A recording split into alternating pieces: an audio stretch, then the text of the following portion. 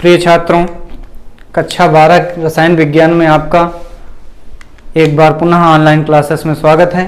आज हम बताएंगे आप लोगों को हेनरी का नियम। हेनरी का नियम जो है वो W प्रोपोर्शनल P होता है। किसी विलायक में घुली गैस की मात्रा उसके दाब के समानुपाती होती है, यानी W प्रोपोर्शनल P। या आप कह सकते हो विलायक का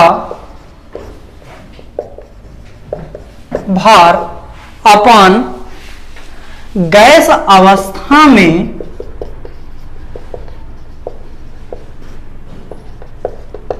गैस के मोल बराबर ये होता है स्थिरांक के। तो यानी W upon P equal to आपका क्या हो जाएगा, स्थिरांक। कहने का मतलब विलायक का भार और गैस अवस्था में गैस के मोलों, यानी कह सकते हैं स्थिर ताप पर किसी विलायक के इकाई द्रव्यमान में घुली गैस की मात्रा गैस के दाब के समानुपाती होती है। W प्रोपोर्शनल P या W upon P equal to स्थिरांक। इसके बाद आ जाते हैं, एक होता है P बराबर KH इंटू एक्स, जहां पे जो KH है आपका हेनरी स्थिरांक है, P गैस का दाब है, X मात्रा है और KH आपका क्या होता है, हेनरी स्थिरांक। हेनरी स्थिरांक। अब इसके बाद बात कर लेते हैं हेनरी के नियम की कुछ सीमाएं हैं। जैसे नंबर 1 है गैस का दाब बहुत अधिक नहीं होना चाहिए। दूसरा है ताप बहुत कम नहीं होना चाहिए। और सबसे महत्वपूर्ण बात यह है, जो गोताखोर समुद्र में डुबकी लगाते हैं तो जो गैस सिलेंडर लेकर जाते हैं उनके हाथ पैरों के दर्द को, दबाव को कम करने के लिए हेनरी के सिद्धांत का ही प्रयोग किया जाता है। और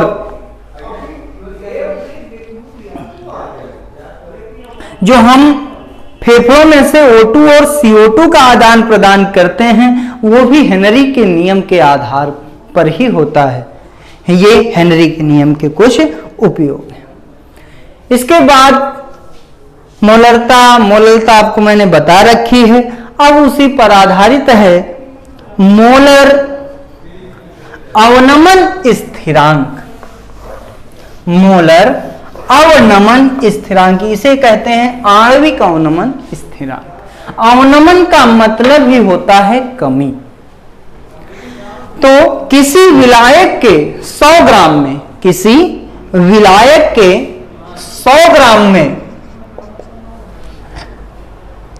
किसी विलेय का 1 मोल घोलने पर, किसी विलायक का 1 मोल घोलने पर उसके हिमांक में होने वाली कमी को मोलर अवनमन स्थिरांक कहते हैं और इसे Kf डैश से प्रदर्शित करते हैं।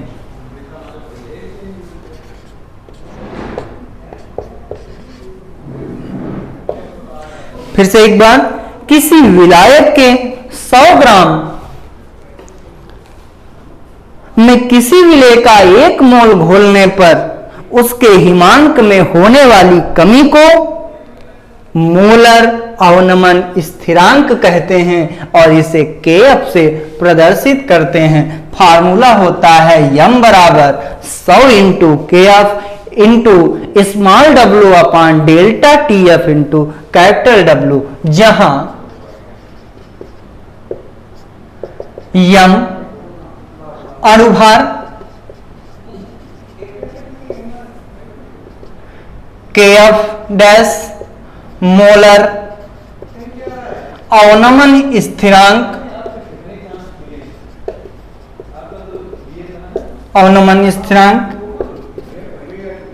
स्मॉल w आपका है विलेय का भार कैपिटल डब्ल्यू आपका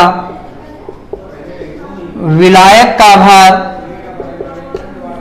और डेल्टा टी एफ डैश हिमांक अवनमन।